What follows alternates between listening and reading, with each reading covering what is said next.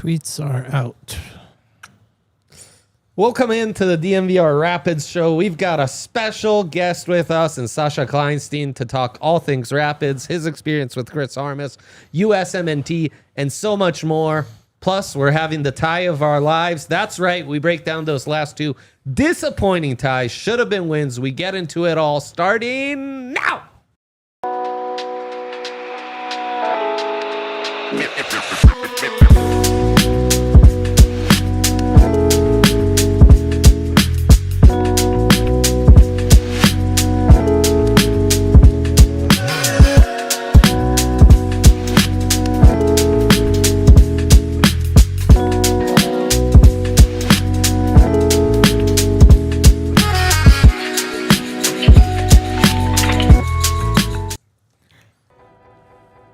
Live from the Toyota Lounge in downtown Denver on the corner of Colfax and York, above the DNVR bar, 'tis the DNVR Rapids podcast. We are driven by your Front Range Toyota stores. Toyota, the official vehicle of DNVR. Fellas, we have a legendary guest on the other side. Des Moines legend. Yes. Now a legend in Des Moines as well. A real menace, if you will. Live for us, we have Sacha Kljestan, who, of course, studio analyst for MLS Season Pass on Apple TV. He's doing it all right now. MLS 360, MLS Countdown, and MLS Wrap-Up every match day. Sacha, thank you so much for joining us. And let me say, in a sports media world where all the networks are trying to do right now is less actual sports, more yelling and debating to just create rage bait, that recap show is so awesome. It's just guys who live it, breathe it, want to talk about it, and highlights. If you're not watching that every week on Apple TV, I don't know what you're doing. So thank you so much for joining us and bringing us actual content real sports fans deserve and want. Cheers, guys. I appreciate it. Hope you can hear me okay. Couple of things. MLS Wrap-Up. Yes, it's the best show that we do. You can watch all the highlights, and that show lives on Apple TV all week. And second, I haven't heard somebody butcher my last name like that in about 10 years, so that was awesome. Thank you very much. Let's go. That's what I do. It's a bit around these parts. You should have heard our draft broadcast. I don't think I got one of those 300 kids' names right. It's a special talent I have. Speaking of living and breathing it, we've been missing the U.S. Open Cup. Why has that been so important for you to come out of retirement and have that team in Des Moines? What are we missing out on as Rapids fans these last couple years? Why is it so important to you? Wow, we're just living the dream, you know? Playing with the guys, a bunch of old dudes, guys that I never got a chance to play with, guys that I played with years ago. We just thought it would be fun to try to make a little bit of a run in the Open Cup. Fortunately for us, the Des Moines Menace allowed us to put together a team that we wanted to put out on the field. Unfortunately, we only made it to the second round again, but it was an amazing experience to be out there with the guys. Yeah, it's been really cool to see. Sacha, you have a lot of experience being coached under Chris Armas. So tell us about Chris. What was your experience like? I think there's a lot of parallels with what you bring to the table to some of what Djordje Mihailovic brings to the table. And then how have you been surprised by maybe this new tactical change as of late with the two strikers up top? Yeah, listen, Chris was my assistant coach for 3 years in New York, so I enjoyed working with him a lot. First and foremost, he's one of the best human beings that I've ever been around in the soccer world. And so when you have a good person who cares deeply about his players and everybody that works for the club, I think that starts to permeate throughout the group and just creates a good culture right away, which I think we can see in Colorado that's being built over the past year and a half. I like the change tactically recently because you're getting zero production out of wingers on the Colorado Rapids roster. So you take the wingers out of it, you play Djordje and Cole Bassett a little bit wider to try to let them tuck inside a little bit, play the game a little bit more narrow, get all your best players on the field in a way. I don't know if that's the long-term solution. Maybe Colorado would be better off in the summertime going out and trying to buy a couple of wingers that are actual game changers, good players, and then you can put Georgie or Cole a little bit more inside, like a real number 10 to connect with Navajo up front. So to be determined, but I think it's been a good start to the season for Colorado. You go ahead, Ben. I have a completely silly question for you, Sacha. Round 1, U.S. Open Cup against SKC 2. You scored 2 goals there. I didn't get to watch the game, but I read the recap, read an interview. You hit a dance move that you said came from Talking Heads. Yep. I'm a big Talking Heads guy. I got to know what dance song were you pulling from? Honestly, I'm not a big Talking Heads guy, but my job in the studio basically every weekend is that when the stage manager and our producer are in our ear counting us down 5 seconds until the red light turns on and we're going live, I try to make everybody laugh and so that we're all in a good mood, and hopefully when the camera turns on, we're all giggling and just not taking life too seriously. So I saw this dance by a guy, Talking Heads, on Instagram, and I just started doing it in the studio every weekend. And Bradley told me if I scored, I had to do the dance. And so, fortunately I scored 2. Bradley hit the dance with me. It was funny. If you watch the replay of the second one, we got a youngster, Leroy, who's from Des Moines, who comes in and tries to hit the dance with us too, but he has no idea what the hell's going on. So yeah, that's pretty much the origin story. And then you know how Instagram gets you. Once you watch one video, then 100 keep coming up on your Explore page. So now it's just Talking Heads everywhere for me. And now it's the Sacha Dance Challenge on TikTok. Yeah, right. Kind of getting back to the Rapids, Sacha. Looking at the team, it feels like they're just kind of a tier below everybody. I don't know if they're still gelling, but even against Seattle, they tried their hardest. I think they should have won. I think that goal should have been allowed. But what can this team, besides wingers, kind of do to reach that higher echelon of the Western teams with the Seattles, with the LAFCs? Is it just the winger move, or is there something else that can kind of be triggered within the team to push them forward? Honestly, I think it's wingers. I think they added a couple of good center backs that are solid enough. Mm-hmm. I think your outside backs are good enough. You have one of the better goalies in MLS now. Your 2 box-to-box midfielders understand that it's their job to just be in there and cover and work hard and keep the ball moving. And then you've got a top 10, number 10 in the league in Georgi Mihailovic, and you've got a striker who has the ability to get you 15 goals. You just don't have wingers. It's a missing piece, and it's you can only play the game, I think, a certain way without the wingers, which they're playing right now, which is the game's a little bit more narrow, which means you have to play fast through the middle. You have to have the ability to make plays quickly and react, which is a hallmark of a Chris Armas team. He has the team ready to build on. Doesn't matter if you lose the ball, win it back right away, good reactions, things like that. I agree with your assessment. I think in the end of the season, Vancouver, Seattle, and LAFC are probably the top 3 teams in the West.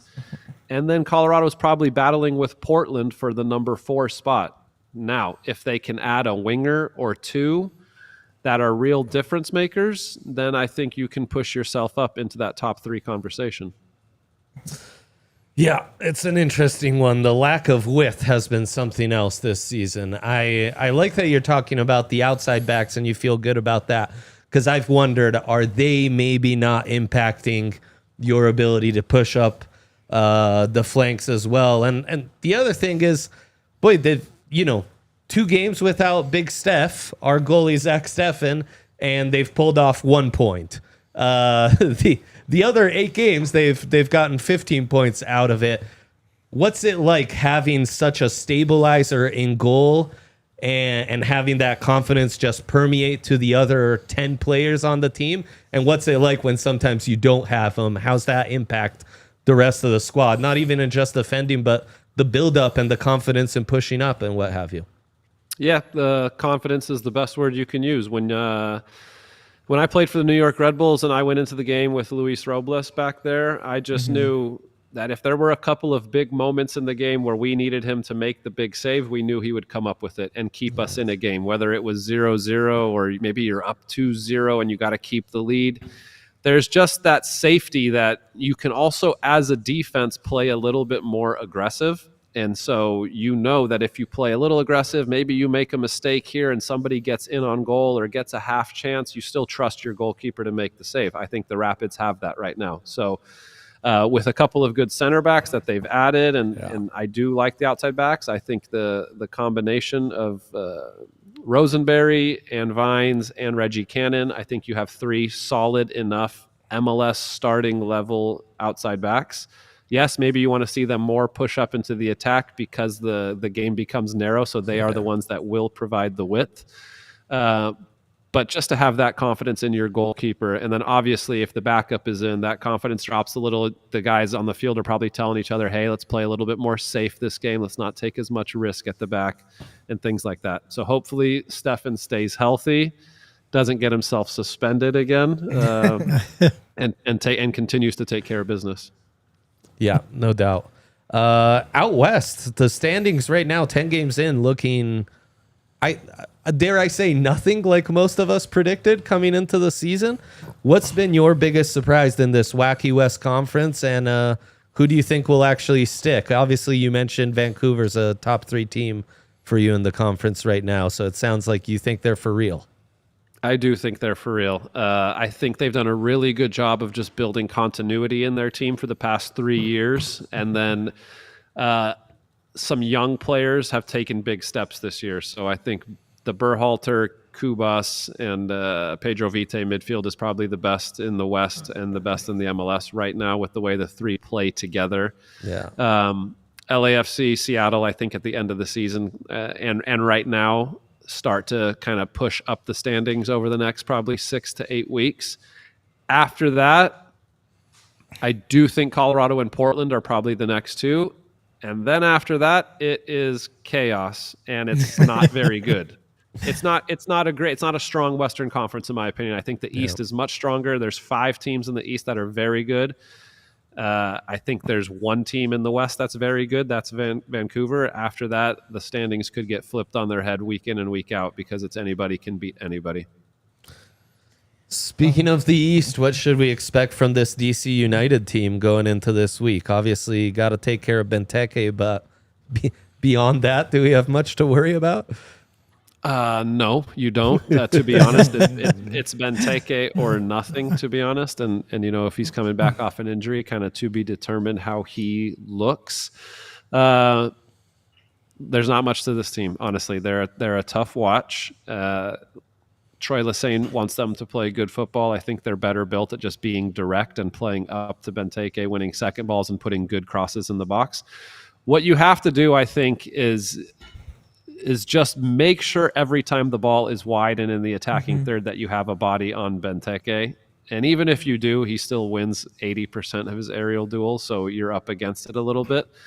But there isn't much else to it. I think Georgie has to have a good game, you know, controlling the tempo and putting final plays together. And their back line isn't very good. So Navajo needs to run the channels, Yappy needs to run the channels, and really try to get into the final third as often as possible. I wanted to get your take on who I think the Rapids best player has been. It's Ollie LaRosse. He's been asked to play on the wing. He's been asked to play the 10, box-to-box, defensive mid. As a midfielder, how hard is it to transition from 3 different positions throughout the game and from week-to-week basis? I don't know. You're asking the wrong guy because I played left back in a Europa League game. I played center back, and I still thought I could affect the game in a positive way wherever you put me on the pitch. And so I think what he's shown is a great versatility, and you have quite a few guys on the Rapids, I think, who can do that. Georgie has been asked to play 10 and also play a little bit wide and tuck in. Cole Bassett, I think, can play any of the midfield or forward positions. Same with Atencio, pretty much. I think he's good enough as a box-to-box midfielder that you could throw him around a few different places. So I don't think it's that difficult if you're a smart soccer player, which it looks like Oliver Laraz is and has figured it out. which is always great to have. If you're a coach and those are your teammates, if you're on the field, you love to have guys like that who don't ask questions of the coach, who don't say, oh, I want to play only in the middle. It's like the game happens all over the field. You don't have to be stuck in the middle of the field to affect the game. And he's done a good job of affecting the game from multiple spots. Is that something that Chris Armas focuses on when talking to his players? Does he try to get him to be very flexible with their positions as somebody that's been coached by him? You know, he was my assistant coach, and I pretty much played as the 10 with the New York Red Bulls. I was kind of just stuck in that spot. Bradley Wright Phillips and I had a great connection, so we were kind of the two, I think, first couple of names on the team sheet. But it depends on the player, you know. I don't think Chris is going to be asking a player who isn't as smart and reliable and consistent and versatile to be doing that. I think he recognizes, okay, this guy's smart. I can talk to him. I can tell him this is what I need out of you today. During the game, it might be something tactical. I might have to switch you a little bit also. You might have to cover more ground from outside to in. So I think it's more from player to player basis. And I think Larraz specifically is a smart enough guy that Chris can challenge him to do that, and he can back it up. That's some great insights. I love that so much.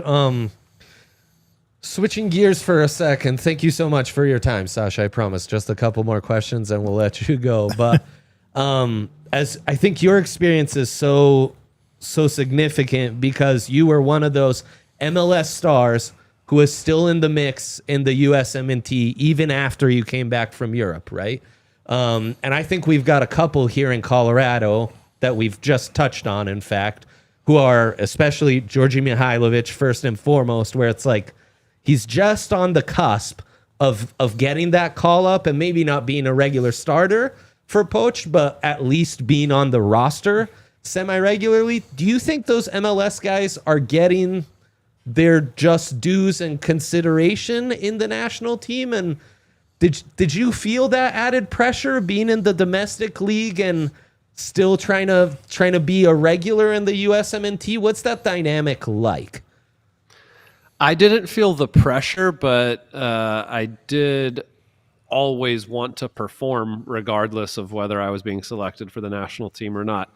I think when Poach first took over, he kind of had his ideas, and it was mostly a European roster. I think the January camp helped, and people from MLS were able to impress over a month-long period or 3-week period and show day in and day out what they're all about. In the end, the game is all that matters, right? The game is all that matters, especially on the international stage, and people are taking their opportunity. So Brian White, Patrick Agyemang, and Diego Luna, I think really took their chances, and now they're becoming regulars. Patrick Agyemang is having a down season, right? I think he's only got 1 or 2 goals. He's a big physical presence, but if you're looking at it right now, you'd say Brian White and Diego Luna are the 2. Georgi, I think, deserves to be in there based off of what he did at the Olympics last summer. So he's shown that he can do it in an international tournament. He's shown that he can be a leader now at the club and international level. So that kind of intangibles goes a long way. And most importantly, he's playing consistently. Last year he had, I don't know the stats, but it was at least 12 and 12. And this year he's got 5 goals, 3 assists already. Again, scored a couple of free kicks, which are very important in the international game. Somebody who can have really good, accurate dead ball set pieces and the ability to score goals from a free kick. So it's interesting because it's probably Diego Luna and Georgi battling with each other for one of those attacking mid spots on the roster. I would love to see them both called in and battle it out and get some minutes. So he's very close. I hope that Poach recognizes what he's doing for Colorado on a week in and week out basis.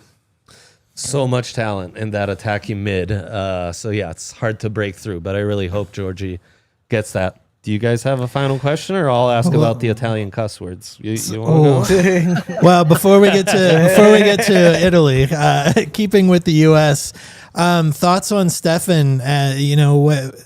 We obviously feel that Stefan's earned the spot, and he's been there, apart on the roster, not getting as many starts as we thought maybe he should be getting.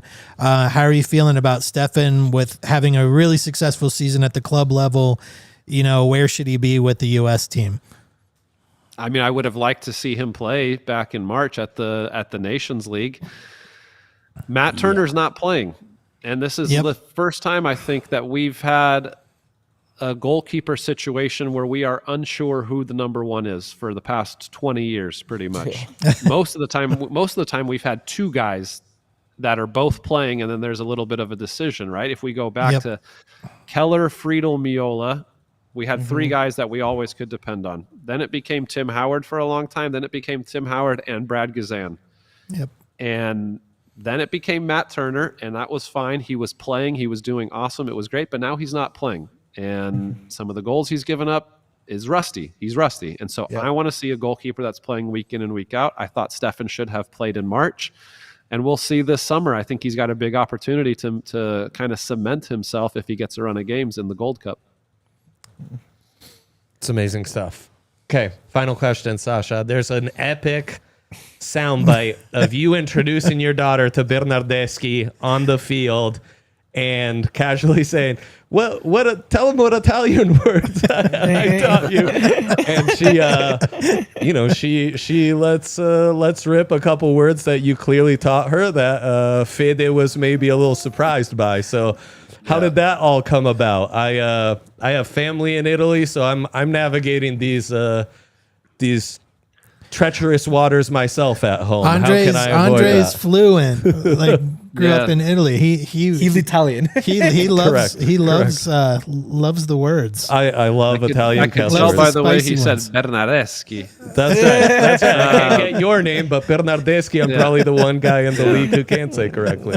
Very easy. Listen, we spent like 3 weeks in Italy as a family on vacation that summer, and so we had just come back. I think it was right before the All-Star game, and unfortunately, that's all she really learned. Was a really bad phrase, but the reaction from Bernardeschi was amazing because he was like, "Whoa, you can't say that!" And I don't really let my kids curse like around the house and stuff, but like in a different language, it seems like it's okay. Ended up being a really good little viral moment that was really funny. But I'm actually in the middle of planning another vacation to Italy right now. So as soon as I get off this, I'm sitting down with my wife and trying to sort all that out. Oh, amazing. Beautiful. If you need some suggestions on the Tuscan countryside, just hit me up. I've got a few in. That's where we were last time. This time we're going to go down to Sicily for a couple of weeks. Oh, nice. Beautiful. Yeah. My 7-year-old's asking me to listen to Italian rap in the car. So I'm like, okay. Some of these words are going to stick. This interview is going to stick. Thank you so much, Sacha. Catch him on Apple TV. All the great stuff him and the guys are doing in studio week in, week out. True legend. Really appreciate it. All the best. Thank you so much. Thanks, Cheers, Sacha. guys. Talk soon. Yep. Appreciate it, Sasha. That was fantastic. Lots to unpack. We're going to get into it all on the other side after a quick breakaroo here. First and foremost, shout out to Toyota. We, of course, coming to you from the Toyota Lounge. They are such a fantastic sponsor to work with. We love the studio so much. We love our Toyota cars. Those at DNVR who drive Toyotas swear by them. The reliability, the family car, the options they have as far as SUVs and trucks. Perfect car to get lost in Colorado in, and of course, also a ton of hybrid and environmentally friendly vehicles as well. Save on some gas. As important as ever these days, and Toyota's got you covered on that front as well. Visit your Front Range Toyota stores at a location near you. AutoNation Toyota, Arapahoe and Centennial, Corwin Toyota in Boulder, Groove Toyota in Littleton, Mountain States Toyota in Denver, Stevenson Toyota East in Aurora, and Stevenson Toyota West in Lakewood. Toyota, a proud partner of the Colorado Rapids and the official vehicle of DNVR. And speaking of official sponsors, how about the official kit sponsor of the Colorado Rapids? That's right, UC Health. This show is brought to you by the good folks of UC Health, the official healthcare partner of the Colorado Rapids. Never more like right now, fellas, taking care of yourself, living extraordinary, kind of a key. Because I don't know about you, but these late nights watching Avs, Nuggets, even the Pids on the weekend, they catch up to you. So that's where I'm trying to really dial in. Eat right and get some good sleep the few times I don't have to stay up and be blessed by some playoff hockey or basketball.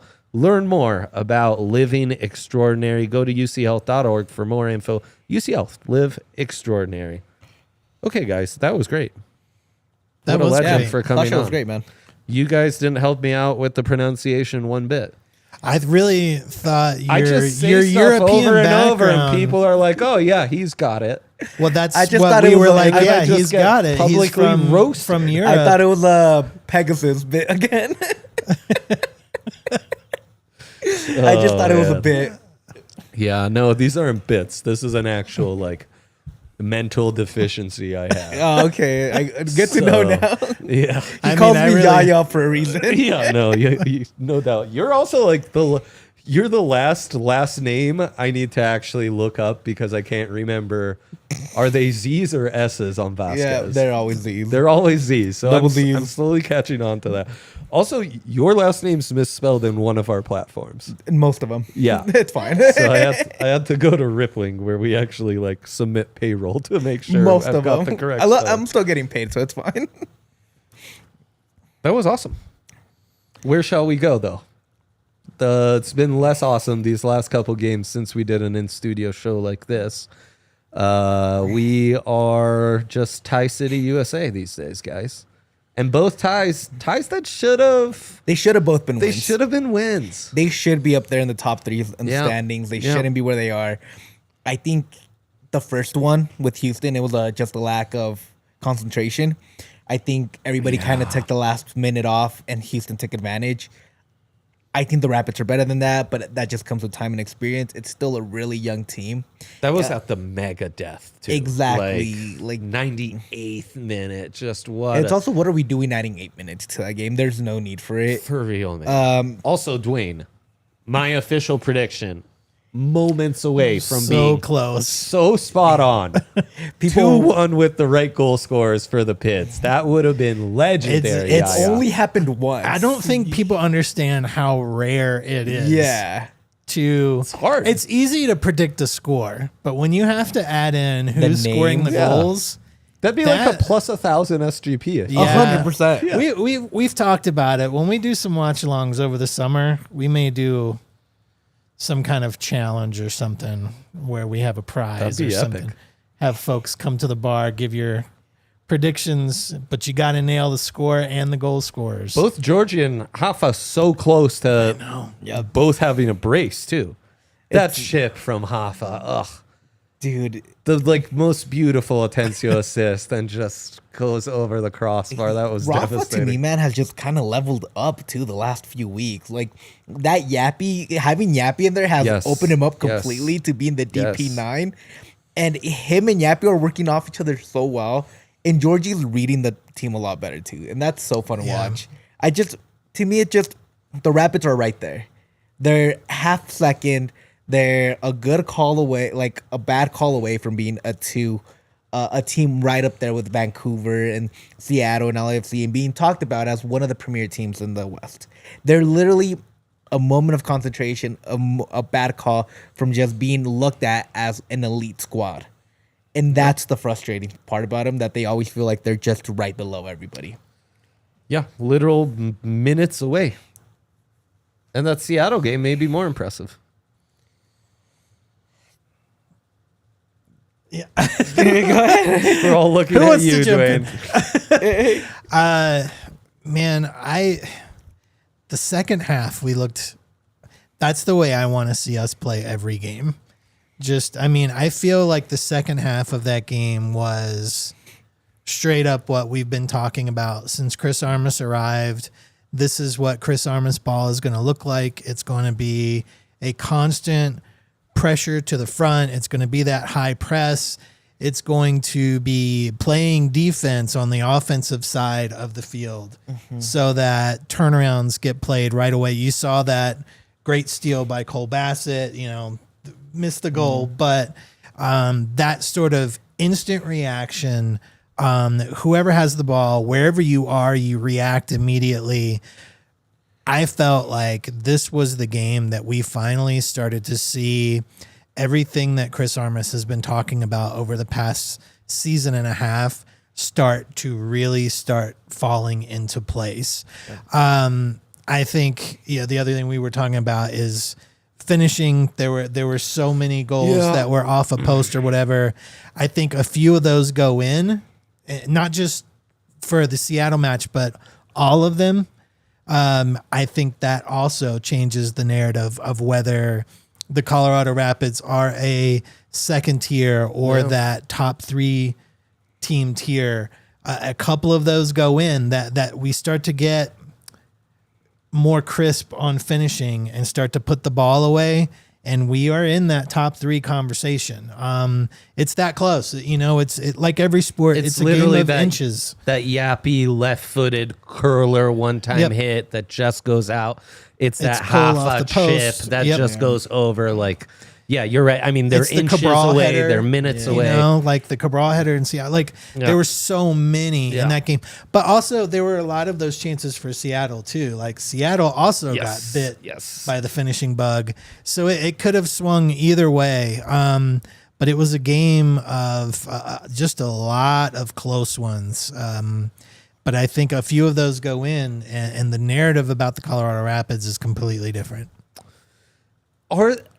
Am I crazier with the 2-man attack? They are getting like much cleaner chances in the final third. That's what I was gonna say too. That they feel more dangerous, right? Their build up play is beautiful. Yeah. Their highlights build up, like they're building like highlights when they're actually trying to score. It's not just bounce. They got lucky and the shot went off. No, like it looks like a constructed attack. They're building like they should be building. They're getting their clean looks because they created them, not because they got lucky on a shot. That's what the other thing that looks just gorgeous when you're watching the Rapids attack now. Now that they're actually shooting, they just need to get a little bit better at aiming, which will come with practice. And I think they're going to be good. I think the offense is finally going to hit a stride, something that we've been wanting from the Rapids since even before the 2020 season, even before the pandemic win, right before the 2021 first in the West. Like, that offense wasn't good. Their defense was just that elite. Yeah. It's also not a great look for the wingers. The flip side of that is now with the ball all coming up the middle, everything being so narrow in the Rapids attack and build up, the less the ball is with the wingers, the better we're doing on the attack. That's working great right now, but also the book is now out on the current version of the Rapids. People will start playing to that, and we'll have to shift again. When we have to shift again, either do the wingers have what it takes after some, I'm not going to say time off, but some time to reevaluate how successful the rest of the team can be, or is it in the summer and we pick up somebody new? I will not be holding my breath for like a DP winger, though. Obviously, that would be way up top on the wish list. We'll see. I want to see Ted get out there, see what impact he can be, and I think the strikers up top, Georgie, Cole, freelancing and getting out wide from time to time. That's kind of how you're going to have to do it. Interesting seeing Jackson Travis out as one of the outside backs. In the Toyota chat, they're talking about how Sounders fans think he should have got his second yellow pretty early in the second half. He also is kind of the guy to allow that winning cross, the cross in on their goals. So mixed bag. I mean, they've tried a couple young outside backs. Bless you, Alyssa. And what was it? Rosa and Travis. Yeah, Anderson Rosa. Not exactly the greatest debuts, but that's fine. That's debuts for you, I think they're missing Sammy Vines pretty also, desperately. Jackson Travis has had a few good games in the past. Yeah. He's coming off injury. He's trying to get back into form. I really like him. He's another academy kid. I think he's fast. I think he's very smart. I think there's a reason that Chris Armas trusts him. Yep. He's only like 19 years old, I think, or 20 at most. Like, he's a kid that has been asked to do a lot in such a short period of time. And I think he has great leadership in front of him with a guy like Keegan, with a guy like Reggie Jackson sure. and Sam Vines. It's just it wasn't his game, unfortunately. And maybe he should have gotten that second yellow. But he didn't, just like they didn't allow the goal. The ref wasn't great that game. Most times they're not. They're not going to get every call right. It evened out at the end, in my opinion. Yeah. I think a draw was a fair outcome. Yeah. But I just think that disallowed goal was BS. Yeah, 100%. And also, I mean, Stephen Fry made quite the save at the 94th minute to keep that save alive. So it sounds like you're glass half full right now. Yeah. 100%, man. When you have Georgie playing the way he's playing, that goal underneath the my wall, God. like those things are rarities. Oh my You barely God. see those because they're so hard to execute. That's the kind of stuff that gives me hope. Rafa's shooting at a high percentage again, and he's trying to get crazy with it. That's also fun. I think the Rapids are finally kind of getting into their stride. The biggest question to me is now how much can Cole keep up with this, because it feels like Cole has been in a roller coaster all year. He'll have a good game and then he'll just have the biggest dip in 2-3 games and then he'll have a great game again. Cole just needs to find that consistency, and I think this Rapids team could reach that level of the top 3 without needing to go get a winger, without needing to go and splurge on somebody else. I mean, they're right there. Do you agree, Duane? Glass half full, half empty for you? Geez, man. I know, we're it's hard sitting to in get fifth you place. half empty. We're sitting in 5th place. Like That's how I feel too. Like, I mean, don't wanna really, be we're too much tied of a for homer. 3rd. Yeah, We're tied for 3rd right now. Like, I mean, I'm not going to deny it. I'm obviously a Rapids homer. Like that's what we do. Like we're about the club. We're about the fans and trying to cover this from a fun aspect and a fan aspect. But all of that aside, we're tied for 3rd place. Like I just don't know that you can be glasses half empty right now. I mean, of course, we'd like 3 points from the last 2 games, but we get 1.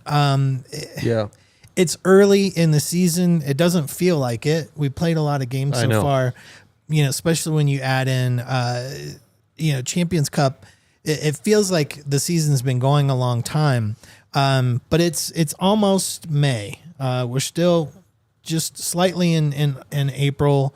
There's a lot of season to go still, and I think this summer we'll really get a good look at where this team is as it starts to come together again. Like, if what we saw this past weekend is what the Rapids are going to start to look like, and that press really starts to be consistent, man, I'm pretty glass very full on that. I mean, it was fun to watch.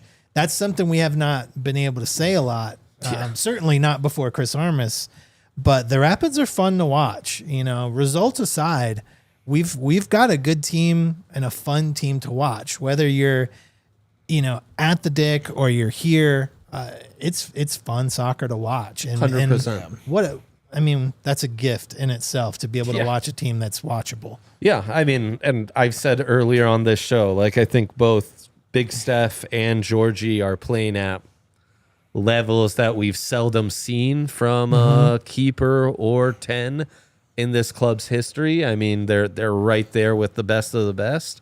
I will say 4 seed through the 9 seed, so that's Minnesota all the way to the Sounders, separated by 3 points. So it's going to be tight out west. You can't rest on your laurels. Those 4 points that you could argue were squandered in the last 2 games could weigh heavily down the road, right?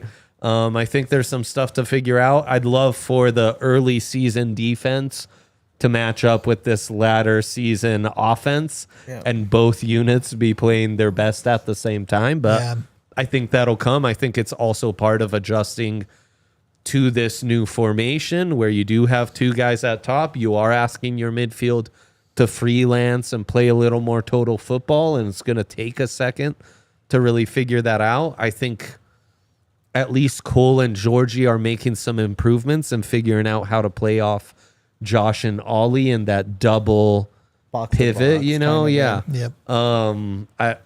Ultimately, I think the ceiling for this defense is way higher than anything we could have expected last year, at least post Bombi transfer. So yeah, I mean, generally speaking, it has to be half full. I mean, we can't be that negative. sure. We're Pids fans. It's like, also you're finally rotating the squad, something you haven't seen with Yeah. Armas the last year. Yeah. And you have these guys that are able to come in and help out. You don't feel like this team is the well's gonna dry up halfway through the season because their legs don't give anymore. That's the good thing about them, that they finally feel like they have a full squad that they can rotate it out. You got Ian Murphy, Maxu, Cheeto. You can put Josh Atencio back there. Your wing backs are rotating. Your midfield can all kind of come in and out. It's just perfect for the Rapids right now. yeah, and if you could have a Ted or one of these young wingers emerge in the second half of the season, then you're cooking. Or even Kevin Cabral just being able to play that yappy role Yeah. would help out the Rapids a lot more. That way you can help give Rafa a break, give Yappy a break, and have them kind of work off. And Alex Harris is still a guy that I think can play that Yep, false nine yep. really well, that Rafa Yep. role. So it feels a lot more comfortable now when you're putting in different guys in there. 100%. You guys think we see some splashy moves in the summer transfer window? The Rapids usually don't. Yeah. But they have brought in like Rafa, and they tried bringing in Sidney Tavares from Porto. So I wouldn't knock it, but I think right now they feel like their squad is complete. Yeah. And I think that's why they don't do it. Yeah, 100%. Moving on to the West. It's wacky. Sacha told us not that good. You look at the standings, the Galaxy have just 3 points. The Galaxy Oh suck. my God. That's awesome. incredible. What a drop. That's why you It love the just MLS, fuels though. my soul. Yes, that's exactly right. I mean, short of Big Mitch's United fighting relegation, you don't often get to see a big club, a defending champs, get be all the way down at the standings. And it's all because of MLS rules. Yes, The rules you put in, yes. they had to get rid of Jovic Yes. because they couldn't keep him on the squad because of whatever their DP rules are. Ricky Puig is injured. They had to get rid of Delgado. Like, there's so many things that happen in the MLS that you have to be savvy, smart, and get your academy to grow. That's why the Rapids are such in a good spot. They've attacked the draft. Their academy U22s, I think, made the Generation Adidas final. Like, their whole academy structure and their whole has brought them up. That's outstanding. So they're gonna keep being good for a couple of years because they can supplement some of this talent that has to leave because MLS rules. And that's why other teams are struggling. Like Portland needs to go and spend. Like Galaxy. Like, it's so fun having a team that's focused on their academy. Which team It's building the right way. out of the bottom do you think is most likely to make a run? I mean, we've got a lot of soccer left. So I'll give you the list. There's RSL, San Jose, St. Louis, Houston, SKC, and Galaxy. Out of those 6, who could make a run and push up into the playoffs? Most likely, who do you think? I still believe in the Quakes. I still think the Quakes could jump up and aren't that far off at, with 10 points in the standings. They've got to figure some things out, especially defensively, but I think they can still do some stuff. Though the natural answer should be the Galaxy. To me, I hate to say it, but I think it's RSL. With the move of Willie Agata, I think I was a big Willie Agata fan out in SKC. I think he should have got more run. I think that's kind of the piece they're missing. They didn't get that other player, that Serbian player, because of Boavista being cheapskates and not wanting and trying to move all this stuff around, which I love. But I think RSL has made a couple of moves that could really help him going forward. Diego Luna's just like a star, and he's going to be able to push him forward a little bit. Yeah. I hate that he plays for us. He's really playing I some love great. I hate that he chose Mexico because Yeah. now I can't cheer. He didn't choose Mexico because now I can't cheer for him for anything. Like, I just have to hate him. That's right. You're Like, a Diego Luna hater. I have to know. be now. Like, it's my new, like, in my new my new Twitter handle is going to be like, I hate Diego Luna. Yeah. I mean, look. Who's your pick? It's Galaxy. I think they're going to push from last place and still get. It's Galaxy. I mean, No doubt. we're tortured that we always have to see No doubt. Galaxy in Seattle and LAFC. So I think we will continue to see that. Yeah, 100%. I mean, they really stink right now. I mean, the negative 12. It's crazy how much they Goal sit. differential. They've only got 3 points, but Seattle's at 13th or 13 points. So they make a run, win 4 games in a row. Some other teams crap the bed. They're right up in the mix. It's still too close. Dynamo also, I wouldn't be surprised. They have that little like feistiness to them. Yeah. They're not great, but like Dre loves Dynamo. they made a couple of moves that just Dynamo. It is funny that Dynamo to you is what That's Dallas for me. Dallas for They're reversed. They're reversed for us. What about the top teams? Anyone you think will turn back into a pumpkin? Austin. They got Taylor from Miami, and I think that's a good move. But they're not lacking offensive power. They're lacking defensive power, defensive help. That's what they need, and they didn't address that in the transfer window. They instead went to go get another winger who I think it's going to be really good, but I don't think it's going to help them win 3-2 games. I think they're going to be on the losing side of those kind of games. Yeah. Ball knower, because they are -3 on goal differential. Insane, even though they are in 3rd place. Yep. Duane, who would your candidate be? It's San Diego for me. They had a nice run out of the gate. Yeah. Reality is setting in. There are other teams that are more established and are used to playing with each other. The book is not quite out on San Diego, but it's coming out. And that's the natural selection of things. I see them dropping out as some of these better teams move up. Rapids broke them. Those are 2 great picks. Rapids did, in fact, break them, which you love to see. I would be so tempted to say Portland. Portland's really impressed me, man. Yeah. And I think more moves are coming, right? Like they will do something in the summer window, especially if they're playing good. And as of the last month, they have figured out different ways of winning. Like they started the season as just a defensive club. Now they're finding ways to win 4-2 games and 3-3 ties, So I've been super impressed by Portland. And I think Yaya's right. It's Austin. Yeah, and it's just like I agree on San Diego FC too. Yeah. Sure. And when you look at Portland, they just have so much offensive power with Anthony. They have Santiago Munoz. They have their new 10, who I think is finally kind of Yeah, the Costa is awesome. Yeah, and then they got Cabecita up top, who was a America legend out in Liga MX. If it wasn't for Henry Martin just having a breakout couple of years, like he would still be the starter down there and probably the top team in North America. And it just happens that way. Kind of looking at the standings again, SKC is another team that I think can make a push. They get rid of Willie Agata, SKC, but they did bring in Santiago That Munoz. is a take, man. Santiago Munoz, he was Santi Jimenez before Santi Jimenez in Mexico. He played in Santos. Santi. He moved over to Newcastle. Santi. He ownership changed while he was in Newcastle, so he didn't get the chance he deserved. Came back to Mexico. He killed it for a couple of years, and now he's with SKC. I think that's the kind of guy that could push SKC to the next level because Munoz is that dude. They fired their coach already, so I mean that's I'm telling you, SKC, the Munoz, because even if you watch them play, like they're not horrible. Yeah. They're just no. I mean they're signing from the Galaxy other guy whose Jovic. name I can't pronounce. Thank you. He's been awesome. yeah. Like the Galaxy miss him like crazy. Exactly, and that's the kind of thing that I'm like, SKC is not super out of it. I think there's a chance for it to be like get better. They still have Shaloi, they have Eric Tommy. I thought they could be frisky coming into the season. They just have been unfrisky. And that's the thing. I think it just takes a couple of guys to like come in here, spark a light, and I don't think they'll be top 3, but I think they'll be fighting for that 8-9 spot. I know it's not top quality, but man, is it fun.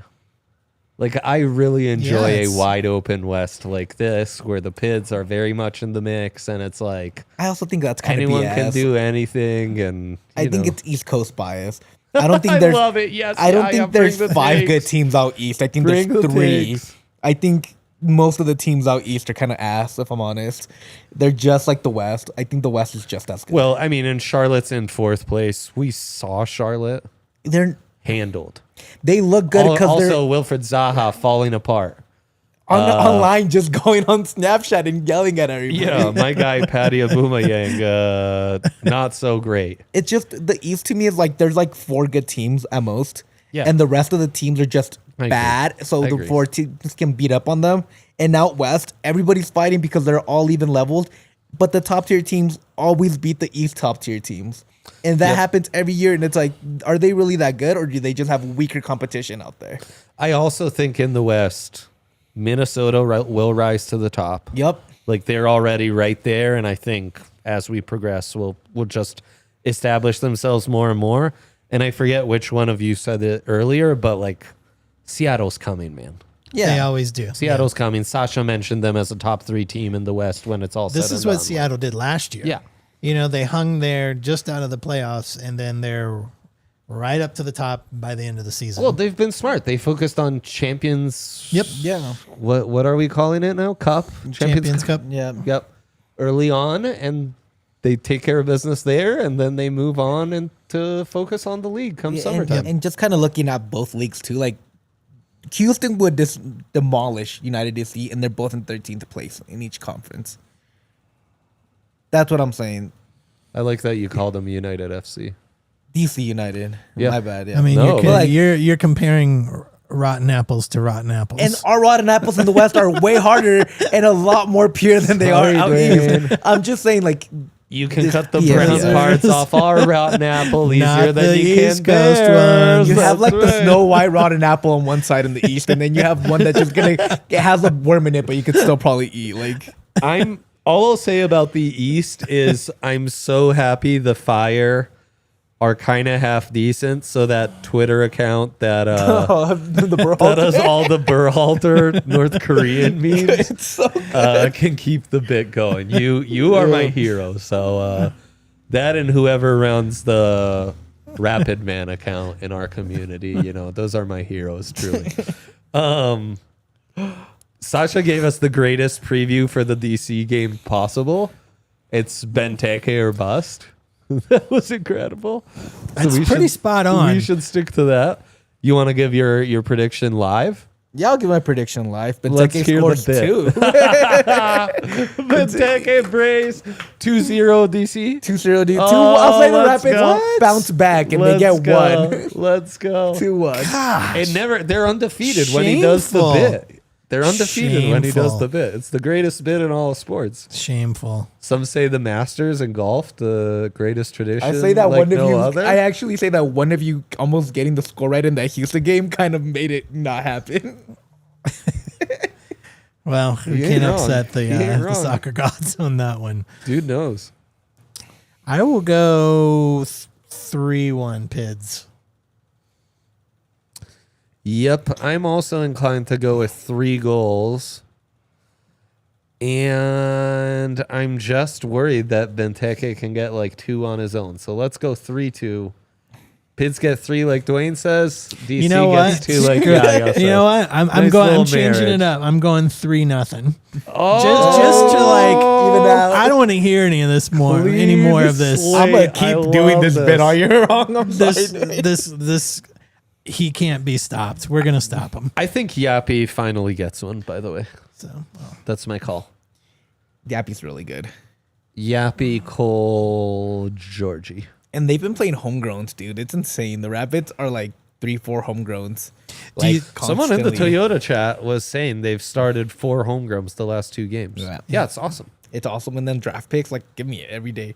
And like They've even got Joshua more guys Tento, waiting. even Joshua Tento might not be a Rapids homegrown, but he's a homegrown in Soon like in the enough. MLS, like Yeah. close enough. Like Yeah, for sure. same thing with Georgie. speaking of Georgie goals, do you think any other Rapids opponent this year will not have the guy laying down behind the wall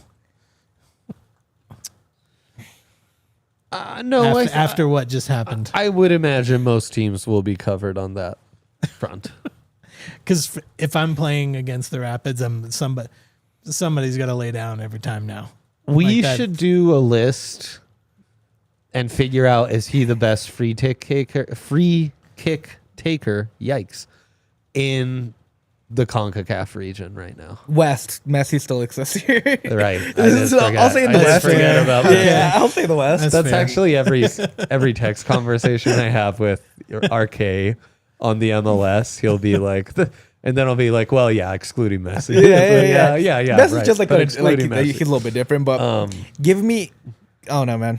I think Georgie. What do they call him? The Commerce City Messi.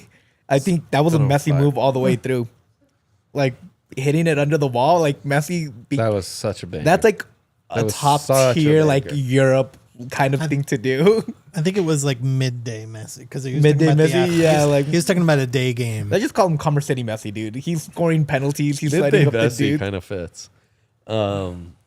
Oh, dude, what a baller! I love Georgie. You want to talk the new schedule proposal real quick since we couldn't get into it last week? And also, it's Sure. kind of that time of season where it's like there's some amazing soccer happening around the globe. And we're like, oh, we're just getting started. Like, don't watch the Rockies, catch the Rapids. They're a much better product. It's so hard because there's like soccer, playoffs, and everything else going around us at the same time. Just so Yeah, difficult. I mean, I'll come right out of the gate. I Please. hate that new schedule. I think it sucks, and Lay I it hope we on me. never go to it. Tell the people what they're looking at. You're looking at more of those February games where it's freezing, and I know people are like, well, there's going to be a break in December and January. It's freaking cold here at night, and we all know that MLS is going to keep their stupid games at night. And everyone's saying, well, there's going to be, it's going to look like Premier League where we've got, midweek games in the day. What Americans are going to take off other than like a handful of C-38ers to go mid-afternoon out to the dick and use up a vacation day? This is not Europe where you get 10 months of vacation. Well, Right. This I don't is know the that it's 10 United months, States. but- I'm going to exaggerate for this hot take. Like, people are not going to give up vacation days to go watch an MLS game. Like, they're just not going to do it. So like those whole midweek afternoon games, like that's a dumb argument.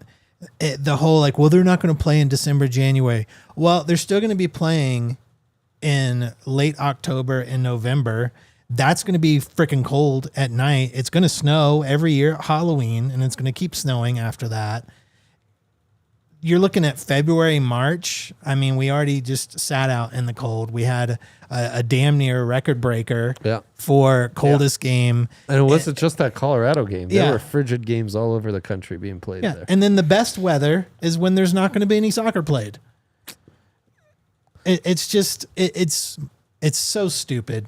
I am so tired of Americans wanting to be Premier League. Let MLS be MLS, and that's it. Like, you can't have it both ways. You can't show up during World Cup and wear your T-shirt saying, we call it soccer, it's not football. But then you want to cry every time an MLS team comes out and gives themselves a good name versus calling it, Des Moines FC. Everything should be FC. You just said we call it soccer here. Like, stop pretending to be something we're not. Enjoy what we have. We have absolute chaos that is MLS. We have great weather. We get to have our time in the summer with our families to go watch soccer. We don't have to sit out in the cold usually. It's awesome. It's great. We have parity. Your team has a chance of being in the playoffs every year because it's MLS. I and think it's you'd parity. probably still have parity with the schedule change. And the Well, one I'm thing just I saying, moving everything Sure, to that sure. Premier The one thing League I of do like- only the same 5 damn teams every The year. one thing I do like about changing the schedule, though, is that you're just aligned with the rest of the soccer events around the world. Your teams are not kind of in a disadvantage at times, and I think that's the one thing that makes sense. I do agree with you with the cold and everything. I think it's stupid taking a break in the January and December. The Why? break is what kills me, though, because Well, it's that's like- like you would be hurting your players from being on the same schedule if then all of a sudden we take a break. That's what I mean, and that's what I don't get. I like the concept of being aligned with the rest of the world just for big events like the World Cup, Gold Cup, where you're not interfering with the league because that does interfere with the league quite a Transfer bit. windows would Transfer help. windows, all that logistical stuff makes sense. But then all the stuff that Duane says too, like you don't have like being too cold. You're not gonna go out there. You're the only event in the summertime. Why would you change that? Like, Yeah, and competing against football, I think maybe is not the smartest. College football is probably the third biggest sport in America. You don't want to compete with college football or NFL. Like, You just don't. Plus, you're going to have hockey coming back and NBA coming back. And You're it's just- I don't know. This is such a shoot yourself in the foot. Like, it's not broken right now. Like there's no need to change it. Yeah. I'm okay with the windows not lining up for big events. I think that's part of the parody of MLS. Is it's crazy. Like you have to figure out, oh crap, like But I so think- and so's off playing. But the for product national does team. lack, and I think that affects the league as a whole. It does. And I think but, that's like, part of the reason why they want to fix it. I'll take that over. The empty other thing stadiums is, in the if you're cold, going to though. stay in summer, then try to own that schedule. Try to be the league everyone jonesing for soccer in the summer gravitates to. And like, let's make the whole world an MLS expert for those 2 months where no other league is playing, you know, like That's the thing. The we market. gotta embrace it and lean into it though. You know, we That's can't the just key right there, Dre. kind of like at some point we got to figure out a plan, stick to it and go with it all aboard, you know. Yeah. MLS has got to love itself, Dre. What you just said. That's exactly Stop right. trying to be Like, the other thing. yes. And love who Have you some are and make yourself self-confidence the best. in what you are and Yes. what you're about. Absolutely. Great way to end it. DC PIDS Saturday. Thank you so much to Sacha for coming on. Matthew, I see the comment. Just fast forward. You'll catch him in the first 20 minutes of the show. Thank you, fellas. Duane, what do we say in these cases? Up the pit! Up the damn PIDS, baby. Let's go. We out. Bye. We